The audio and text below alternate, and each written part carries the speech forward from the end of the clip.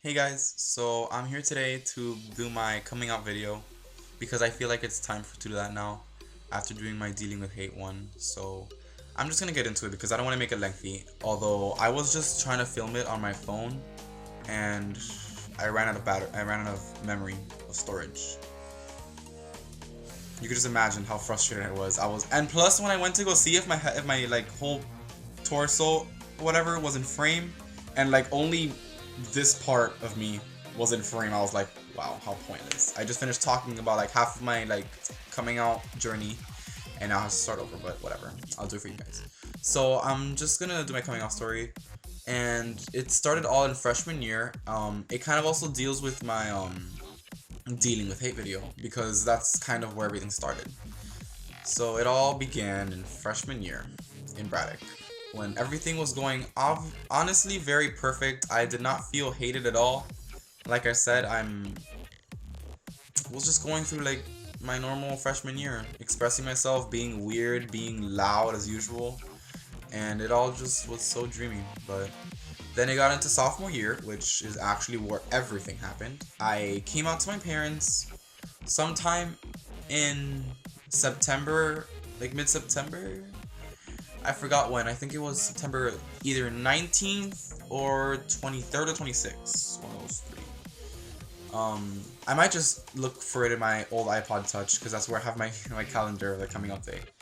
But yeah, it was kind of really bad, just to tell you the truth.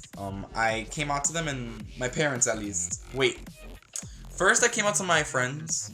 First was my best friend ever. She was amazing. She was always accepting of me. I came out to her on a Saturday, and then I came out. It was just really amazing, having a friend like that. And I also came out to my other best friends. Most of them were in school on Monday, so I had told them on Monday, and by then all my friends knew already. By all my friends I mean them, my little group. And I'm not gonna say their names. I don't want to right now.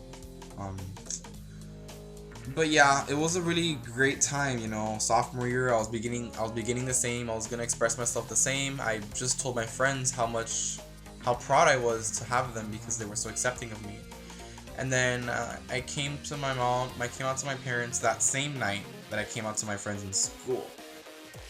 So I had all that confidence. I was like, okay, I mean, obviously they're gonna accept me. I mean, for sure. I mean, if my best friends can do it and they've only known me for a year and 4 weeks, then I could definitely come up to my parents and they'll accept me forever. But it wasn't the case.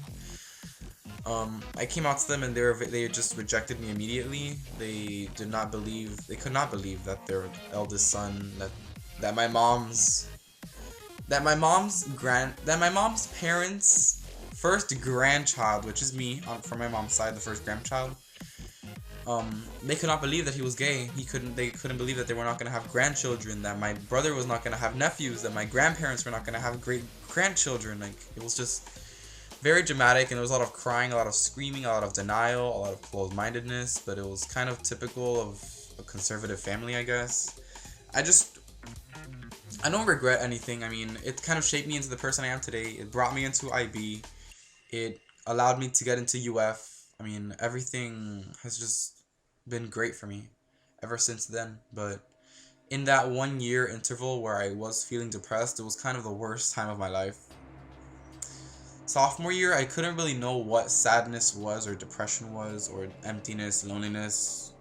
You know, I just knew that I wasn't going to see my friends, and that was the only form of, emptiness that I could feel.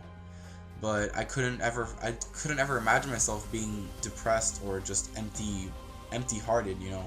I always had something to fill the void in my heart, whether it was art, whether it was tennis, whether it was just talking to people that I met on Twitter, because I had joined this really cool community called the Illuminati. Like, it was like the Illuminati, but hues. So when you joined, it was typical that everyone chose their favorite color, their favorite hue of their favorite color, maybe. And my God, I forgot. I think I chose white at one point. I chose pink, a very pale pink. I think yellow maybe at one point, like a really muted yellow. I'm not sure. I keep on forgetting. But it was just really fun, having people that were going through similar you know, situations, or just general depression situations, you know, and just different people, like, but the most captivating part was that almost everyone there could write. And when I mean write, like poetry, I mean just future poets. Like in maybe 100 years, we'll be studying their poetry in like high school. But it was really cool to have all of those people, and you know, find acceptance in a community where I can just be myself and try to. And that's when I actually started trying to write, and it never turned out well. So I just disbanded from that and kept on with the community. I still have my account to this day. I might link it in the description if you guys want to see my old self. It's kind of scary, you know. But as time passed by, junior year, sophomore year, kind of got like normal, I guess. I wasn't really feeling depressed at that point. Like towards the end, maybe I was feeling a little bit, but I didn't really. I mean, I had met friends I can talk to, but I hadn't come out to anyone because of fear. That's something that happened because of that coming out to my parents. I just felt overall fear towards anything. Like if I express myself, oh no, somebody's gonna look at me in a weird way, or somebody's gonna judge me, or somebody's gonna, you know, publicly harass me because of how I'm acting. And it just got me really nervous, and that's kind of where my, not anxiety, because I know what anxiety is. I don't really think I'm classified under as an anxietist, as I used to call it. But I would definitely say I had schizophrenia at one point, because I just felt like everything was about, not in a selfish way that everything was about me, but that everything would come to haunt me, and everything I do would just, like, I don't know, like everything would kind of impact me negatively. That's kind of what I thought. Whatever I did to my parents, to my brother, to my cousins, to my aunts, to my uncles, to my grandparents, that everything would just negatively affect me, because that's what my parents made me feel. Since I had come out to them, they were making it a big deal for everyone but me. They never really like went to me and said, no, it's okay, we can get you somewhere. Like they just said, no, you've ruined our lives, you know, you're never gonna be like that under this house. After you go to college, if you're gonna be like that, we're never gonna accept you. And it's just things that made it seem as if I was never going to be, you know, biologically correct. That I felt like I had to be exterminated from this world because I was just a biological mishap that just was unacceptable. So that's kind of what sophomore year made me feel. But junior year is when I actually got very, very, very depressed, and because I had lost one of my friends that I had, because I didn't have any classes with her, just art, and I only had one lunch with her, and I just felt as if we didn't see each other that much anymore. But I also had another friend that I had met last sophomore year from my middle school, which was a really, really funny story. And she's still with me. I mean, she's subscribed to me on YouTube now, but she's my best friend now. And I've always had best friends, but she's the one like that I've had this year to watch out for me, and you know, just be there with me to for me to express myself and not get made fun of in an insulting way. But it's because of these friendships that I've been able to go through life, because it's very painful for me to admit that during junior year I did self-harm and think very suicidal thoughts. But it's just such a negative thing in my life that I just want to look back on it and not pay attention to it, because I did go through it for like about 7 months, and it was when my parents noticed that towards the end that I should have gone to a psychologist or something, because during sophomore year and kind of the transition in the summer from sophomore to junior year, when my parents thought that, oh, we can help him. So I forgot the order, but I went to a psychologist, and she was really amazing. I love her so much. And she kind of made me want to start psychiatry, maybe. That's why I'm kind of debating. And I also went to a priest, and he was nice as well. I mean, everyone was just kind of trying to make me not be a homosexual, but not make it seem bad at the same time. It kind of made me feel that they wanted to make my parents happy rather than me happy, which was just making me so mad. And I also went to a santero, which was the worst thing ever. Oh my god, it was so creepy.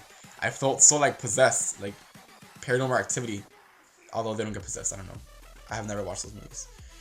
I also just talked to my aunts and my uncles after that in different restaurants, you know, for them to tell me, you know, you've really hurt your parents. You should pay attention to what you say, because whatever you say to your parents can definitely hurt them. And I was like, okay, for sure. It's not like what they said to me hurt me or anything, but yeah.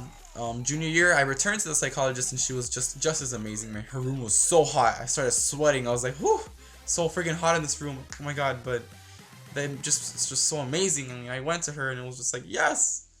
But then my parents went with me too, and it was like, no, it's so awkward. Like being in a psychologist with your parents is like, no, it's like what you least want in your life. But yeah, I was actually thinking about, I was actually thinking about emailing her today. You know, telling her my progress, and you know, telling her that I got accepted into UF. You know, that I made my parents proud, but that they've never really brought up the topic of my sexuality again. But yeah, I might do that today after filming this video. Ugh, but I have to edit this video hopefully. So yeah, junior year, just a bunch of depression. I would rather not indulge very in detail, but they actually find out, ironically, they found out on Thanksgiving that I was self-harming because I was so dumb and I had done it on my arm, and that's like where everyone can notice. And yeah, that's when they saw that I was very troubled, and they thought that I really needed help, not just because of my sexuality, but just because of my sadness, because they had realized, my god, why is our son like acting so sullen all the time? Like, Jesus Christ, he used to be so happy. So that's when they realized, whatever. And then senior year, you know, still going through it. I mean, I'm definitely not as depressed anymore, and it's really amazing, because I just love the fact that I have friends now that I can talk to about it, because I've come out to friends. I have, Thalia, if you're watching this, I have said the word gay out loud, and whoa, I don't even know what to say. But yeah, I've actually said the word gay out loud, and it's because of that September night sophomore year that I've hated that word. Like, whenever somebody says it to me, I'm just like, no, stop saying that. That's why I've called myself a homosexual since then, and everyone says, wow, that sounds so scientific, why don't you just call yourself gay? And it's because it just has such a negative connotation whenever I hear it. I mean, I just think of rejection, but when I think of homosexual, I think of like, I don't know, because my parents never referred to me as homosexual, they just said gay, because gay, whatever, they just thought it was bad. So yeah, that's kind of my coming out story. It's kind of bland when I put it into a 12-minute video or 14-minute video, I don't even know, 14 minutes, yeah. But I just wanted to tell you it. I mean, whoever wants to watch the whole thing, I won't stop you, but I suggest you don't. It's just synopsis, end of the video, synopsis. So sophomore year came out, slight depression. Junior year, mega depression, mega self-harm. Then senior year, happiness, or somewhat happiness with chronic depression, because I still get really sad now. Every now and then I realize it. I do get very down, and I don't know why. Like, I should not. But yeah, I'm just happy that I'm, you know, being successful senior year. And I just want, for any advice, I think this is what people want to hear. For any advice, I really suggest knowing your parents better, because I thought I did, but apparently I did not.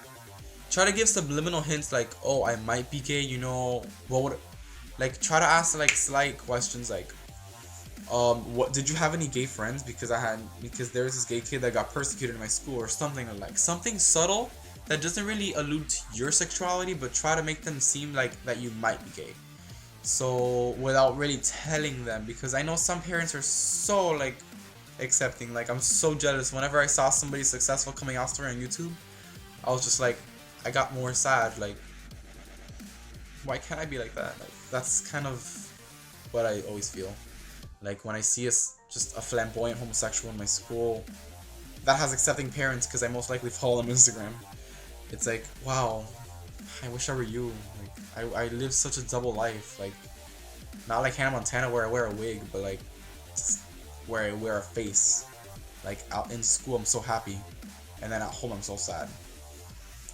But yeah, that's my coming out story. I don't want to make it to the 15-minute mark, so I'm going to try to finish it within the next 15 seconds. So that was me. My name is Nicholas Favero. I am a homosexual. I'm 17 years old, and I hope all of you can get something out of this video. You know, always know your parents well. Be very confident in yourself, and remember that you need to stay beautiful. You need to always stay happy, and do not let anyone put you down. So yeah, I love you all, and I hope you watch this video, and peace out.